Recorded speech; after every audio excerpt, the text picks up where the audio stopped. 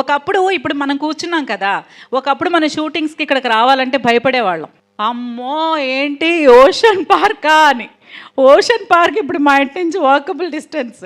అంటే అంత భయంకరంగా ఉండే ఒక ప్లేస్కి ఈరోజు ట్రాఫిక్ జామ్తో సిగ్నల్స్ పడుతున్నాయండి.